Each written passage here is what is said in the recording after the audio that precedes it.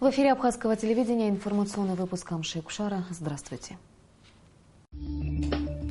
Сегодня в выпуске. Скорбим, Абхазия. В Сухуми выразили соболезнования России в связи с гибелью самолета.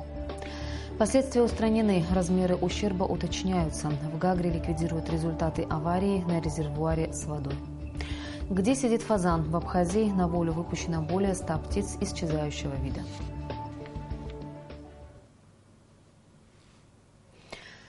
Сегодня в посольстве России в Абхазии была открыта траурная книга по приему соболезнований в связи с гибелью людей в авиакатастрофе в Египте. В субботу 31 октября потерпел катастрофу российский самолет А-321, летевший из Египта в Санкт-Петербург. Все 224 человека, находившиеся на борту, погибли. Президент Абхазии Рауль Хаджимба выразил соболезнования президенту России Владимиру Путину в связи с гибелью российских граждан в авиакатастрофе. А сегодня президент оставил запись в траурной книге. Накануне в России был объявлен траур, а в эти дни проходит процедура опознания тел. О том, как в Абхазии восприняли эту страшную весть, репортаж Асиды Малия. С первых часов, как только появилась информация о гибели 224 человек, среди которых 25 детей, к зданию посольства России в Абхазии стали приходить люди. Цветы, свечи, детские игрушки в память о погибших.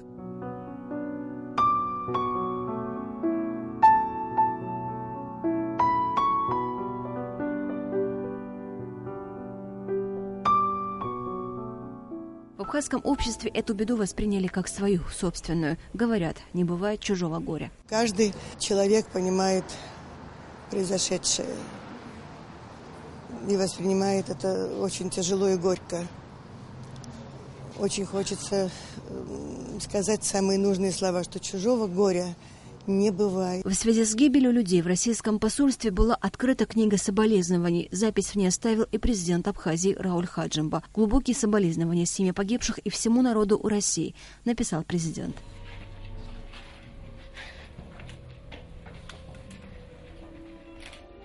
Возложить цветы и выразить соболезнования в российское посольство пришли спикер парламента Валерий Бганба, премьер-министр Артур Микваби, члены правительства Абхазии, депутаты парламента, журналисты и школьники.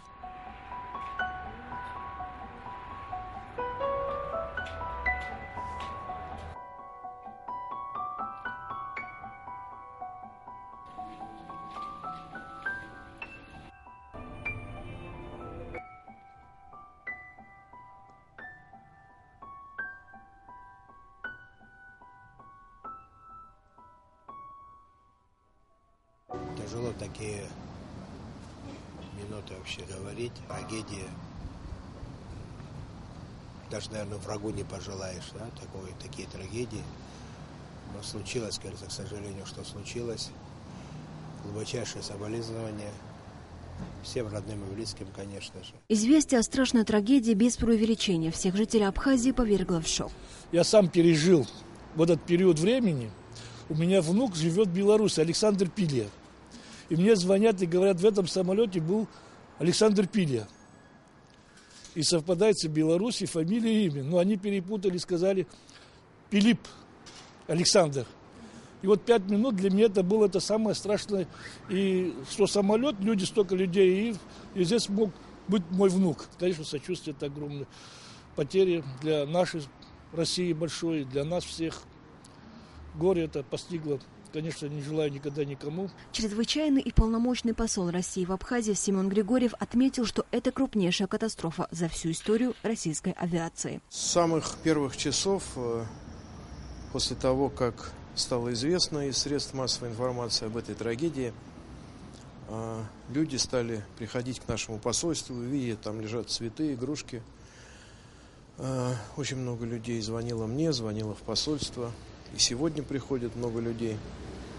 Для меня такая реакция братского народа Абхазии является совершенно неудивительной, естественной. Ваш народ тоже очень много потерял и во время войны, и после войны. Была Ладская трагедия, когда тоже в воздухе погибло много людей, в том числе много детей. Но там все-таки была война.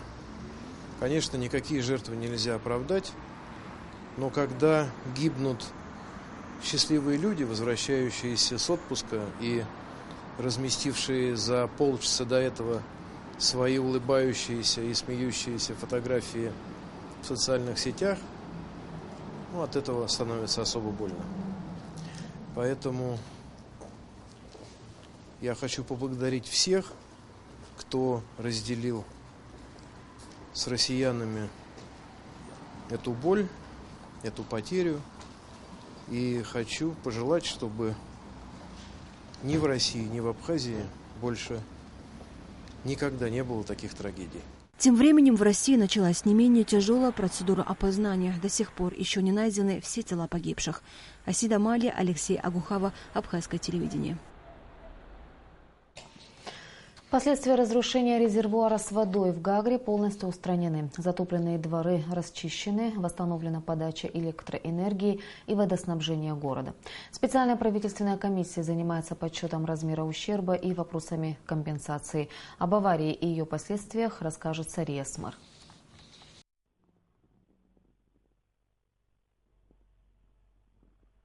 Момент наплыва воды в Гагре зафиксировала камера видеонаблюдения одного из универмагов по улице Абсхалиона. На видео отчетливо видны последствия той аварии, которая произошла в 6:30 утра в субботу. Поток воды хлынул в пока еще спящий город, сметая все на своем пути. Машины, деревья, торговые ларьки. К счастью, пострадавших нет. Вода где-то около 3500 кубов пошло по улицу, за собой выметая все, машины, дома. В принципе, к счастью, нет жертв, но если оно случилось бы чуть позже, в районе 8-9 часов, конечно, от жертв было бы не избежать, потому что уровень воды около 2,5 метра и под таким наклоном. Сам резервуар, в котором хранилось 3500 тонн воды, был в удовлетворительном состоянии. За 40 лет эксплуатации его ни разу капитально не ремонтировали, лишь прочищали и осматривали. По словам специалистов, для них авария стала неожиданностью, ведь причин для беспокойства как таковых не было. Но несмотря на масштабы аварии, городские службы среагировали практически мгновенно. Водоснабжение жителей близлежащего района было восстановлено в течение светового дня. Вместе с премьер-министром прибыло управление капитального строительства. На месте было предварительно принято решение о том, что этот резервуар будет восстанавливаться на месте, та обрушившаяся часть будет восстановлена. Это займет определенное время, порядка 1,5-2 месяцев, но это не значит, что на этот период времени город будет без воды. Мы будем подавать ее напрямую, то есть не используя резервуар, закачивающаяся ветка пойдет на распределение. Город будет снабжен водой. Единственное, давление уже будет не на том уровне. Я думаю, люди понимают, о чем я говорю. То есть вода не будет подниматься на самые высокие этажи, но на определенный уровень мы сможем подать воду. Так будет продолжаться, пока мы не восстановим этот резервуар, и цикличность этой подачи воды не будет восстановлена в полном объеме. Хочу поблагодарить всех, кто оказывал нам активную помощь, все службы города. Мы были мобилизованы, соседи очень активно подключились к этому процессу. И люди, которые не проживали на этой улице, тоже откликнулись. В субботу на место аварии выехал премьер-министр Абхазии Артур Миквабия. Вместе с главой администрации Гагарского района Бесланом Барцыцын осмотрел наиболее пострадавшие участки, а также пообщался с жителями. Премьер-министр оценил ситуацию как сложную. Ущерб, конечно, нанесен большой. И главное, я просто пользуюсь моментом, хочу прежде всего извиниться перед гагрицами, что вопрос снабжения воды, конечно, затянется. Это будет 1,5-2 месяца. Мы постараемся значительно быстрее это сделать, насколько можно быстрее сделать. Но сейчас трудно определить, потому что специалисты должны более тщательно изучить. Пострадали жители, нанесенный материальный ущерб, это и дома, там вошла грязь, машины побиты. Это все будет как бы компенсировано. Мы все сделаем для того, чтобы этот вопрос был быстро решен. Ну и главное, что я хочу сказать, нам, конечно, всем повезло, что при такой аварии на самом деле никаких жертв нет. Задача сложная, но мы вместе с администрацией города и, естественно, я сюда приехал, президент об этом знает, мы выделим деньги для того, чтобы ликвидировать последствия того, что сейчас произошло. Причины прорыва резервуара пока еще неизвестны. Этим занимается специальная правительственная комиссия под председательством премьер-министра Артура Миквабия. В нее также входят руководители районной администрации, специалисты водоканала. Сария Смыр, Роберт Ломия, Абхазское телевидение. Сегодня президент Рауль Хаджиба подписал ряд указов о награждении и присвоении почетных званий. Указом президента орденом Ахидзапша второй степени награжден Олег Бгажба, доктор исторических наук, академик Академии наук Абхазии, заведующий отделом истории АБЕГИ, за весомый вклад в развитие науки и высшего образования в Абхазии. Указом президента ордена Ахидзапша третьей степени награждены Батырби Берсиров, доктор филологических наук, профессор, директор Адыгейского республиканского института гуманитарных исследований, за вклад в развитие научных взаимосвязей между Абхазией и Адыгеей. Сергей Пазов, профессор, проректор по научно-исследовательской работе Карачаево-Черкесского государственного университета, за вклад в развитие научных взаимосвязей между Абхазией и Карачаево-Черкесией.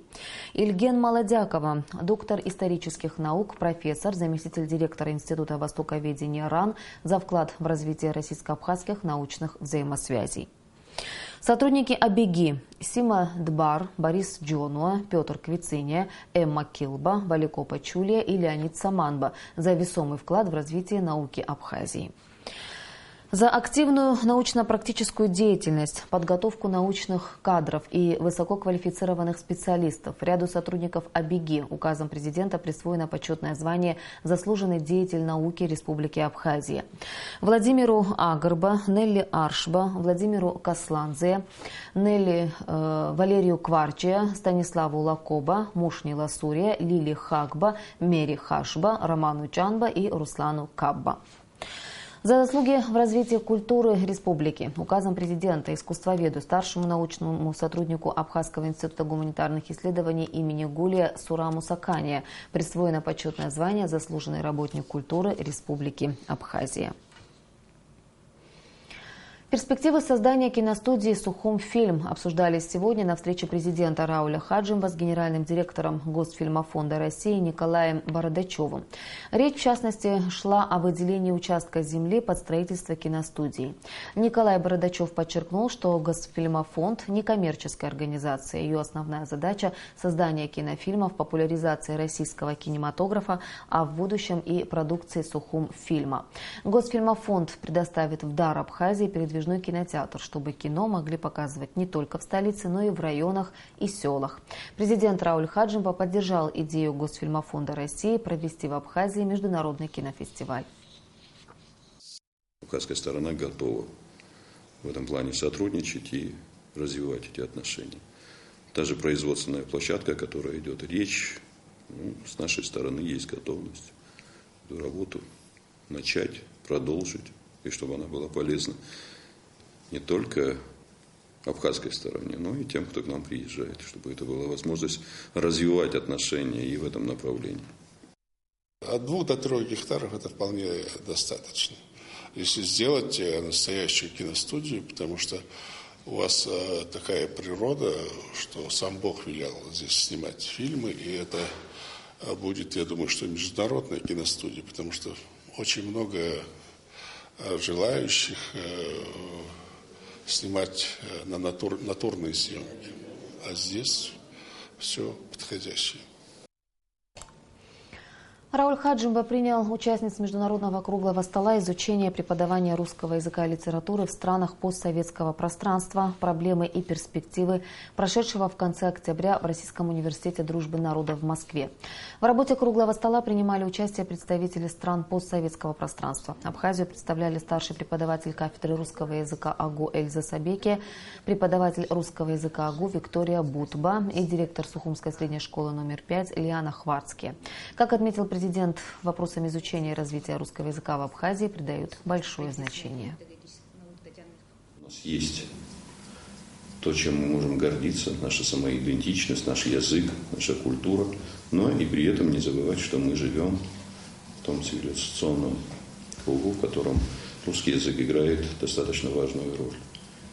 Тем более, я еще раз говорю, мы воспитаны были на русской литературе, многие из нас закончили русские школы, абхазские школы, в которых большое количество внимания уделялось русскому языку. И поэтому эти отношения для нас очень важны. Мы благодарим Минобрнауки Республики, а также Абхазский государственный университет за возможность участия в таких масштабных мероприятиях.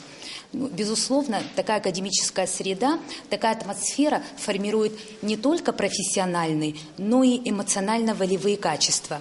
А в наше достаточно прогрессивное время регулятивные показатели очень важны.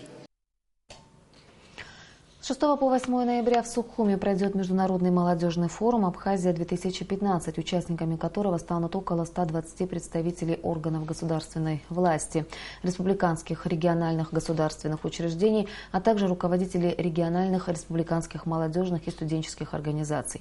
Цель форума – сформировать коммуникативную площадку взаимодействия Абхазии, России и пророссийски ориентированных стран в целях развития международного и межрегионального молодежного сотрудничества в 2016 и последующих годах. На территории Очимчирского района на волю выпущено более 100 фазанов исчезающего вида. Подобная акция впервые проводится обществом охотников и рыболовов Абхазии и направлена на увеличение популяции этого вида птицы.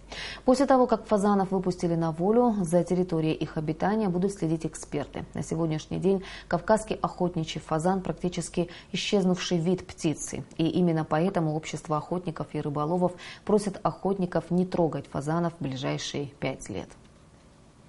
Чтобы мы потихоньку имели ту дичь, на которую мы можем охотиться у себя в стране, общество охотников и рыболовов решило приобрести в виде эксперимента птицу, которая всегда обитала в Абхазии. Это кавказский охотничий фазан.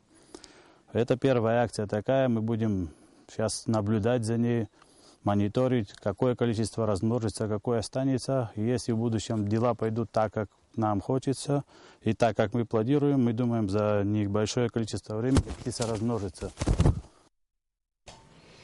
Сейчас сообщение Нацбанка о курсах иностранных валют. Доллар 63 рубля 80 копеек, евро 70 рублей 40 копеек. И о погоде.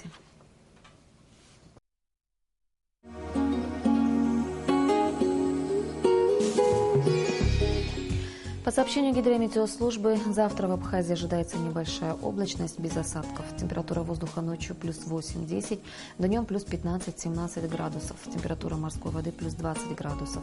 По Сухуму небольшая облачность без осадков. Температура воздуха ночью плюс 9, днем плюс 16 градусов.